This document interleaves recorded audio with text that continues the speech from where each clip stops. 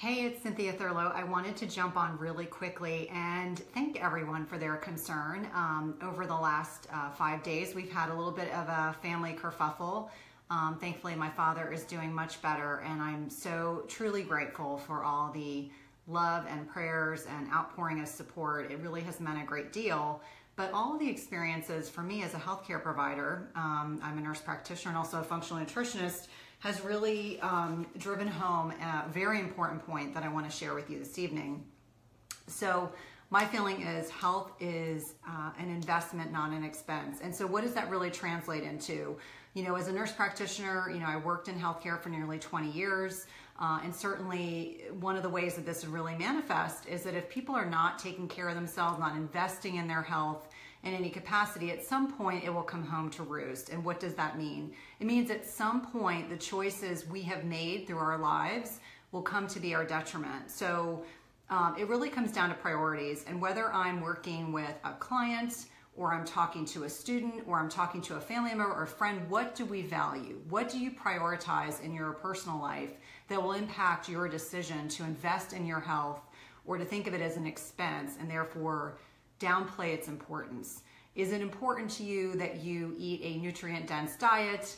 Is it important to you that you get daily exercise? Is it important to you that you get enough sleep? And so if you don't value those things, at some point, you could be in the situation that I used to see many patients in. And yes, there is a genetics piece at play here, but a lot of lifestyle choices, and they are choices, do have profound impact on our health. So first and foremost, what do you prioritize? And that's certainly very personalized, and certainly every person I speak with may have a very different answer, but you really have to ask yourself, what do you prioritize? And for me, I would much rather buy healthier food to fuel my body than, it's either that pay to play kind of mentality, than go through fast food places every day. What does this translate into? So if you view health as an investment, I contend that it also ensures that you are going to be a more successful person in your personal as well as professional life. I think that if you are taking care of yourself, it oftentimes translates into people want to spend more time with you. They're going to want to be more actively engaged. You can serve as a role model. I think it's really important to be more organized and productive in your daily life. And I believe that when you are prioritizing your health, you're going to have less stress in your life because you are going to ensure that you have created strategies for dealing with your stress. And I'm not talking about spending money on expensive spas and things like that. Just investing in ensuring that you are doing self-care on a regular basis, that you are taking care of you, that you value your health over many other things. The quick draws, when you're in your 20s and you can get away with late nights partying or engaging in too much alcohol or recreational drugs or unsafe sex or any of those practices, ultimately you want to look at your health as an investment. And, I could make the argument that, the expense of not taking care of your health is illness. And so having seen what my father has been going through over the last 5 days, some of it has been related to choices that he's made throughout his lifetime. And obviously we can all try to influence our loved ones and our family members to make good choices. But certainly seeing what my father has been dealing with over the last 5 days really reinforces the fact that you want to take good care of yourself. You want to invest in your health. You want to ensure that you are making concerted efforts every day to do those things. And so I'm going to give you a couple tips. First and foremost, if you're investing in your health, you are getting 7 to 8 hours a night of quality sleep. You're not going to bed with your electronics.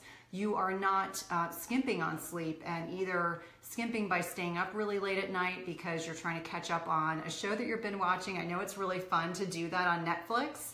And it's our culture now that we get invested in social media and other things that kind of wire our brains to not release the amount of melatonin so that we relax and go to bed, and instead they keep us awake. And so it fuels our adrenal glands to secrete more cortisol, which can dysregulate our adrenal glands even further.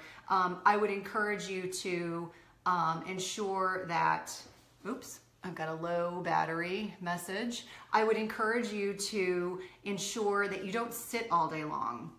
You know, either have a standing desk if you're in a sedentary job, or sit on a yoga ball so that you're engaging your core. But I really believe that sitting is the new smoking, that it is so profoundly detrimental that we have people that do CrossFit classes, and because they do crazy CrossFit classes, they assume that they can sit in their job 8 or 9, 10 hours a day, and that just isn't true. It is so profoundly detrimental to sit on your tush all day long. So if you can get away with not sitting on your tush and getting up and moving, even if it's every hour, then please do it.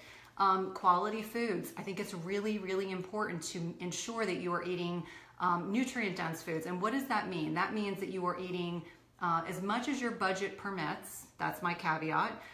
Ensure that you are eating organic grass-fed beef, that you are eating organic chicken and pork or pasture-raised animals, wild-caught fish, really important. If you choose to eat dairy, do organic. No one should be eating conventional dairy, no one, or conventional cheese or conventional yogurt. It's really important to consume lots of vegetables, more vegetables and fruits, and less things that are packaged, bottled, or bagged. Less sugar in your life. You know, it's interesting, nearly every female client I talk to is really struggling with sugar, and part of that is the processed food industry that has really inundated us with sugar and everything. Think about sugar is in condiments, including ketchup and mustard and salad dressings, and so our taste buds get completely sensitized to having way too much sugar. And I'm not just talking about candy, I'm talking about the sugar that infiltrates our lives. And actually, once you get off sugar, processed sugar, you're going to recognize that you don't crave it quite as much. And who wants that monkey on their back? And then lastly, you got to move your body. And so you don't have to belong to an expensive gym. You don't have to belong to an expensive yoga studio. You do need to move your body. And moving your body could be as simple as walking. It could be stretching. It could be walking on a treadmill. It could be you're going to the gym and lifting, but you need to be moving your body every single day. Unfortunately, we've gotten into this mindset that you know, I had a client tell me recently that that movement, or excuse me, exercise gave her hives. So I said, fine, we'll call it movement.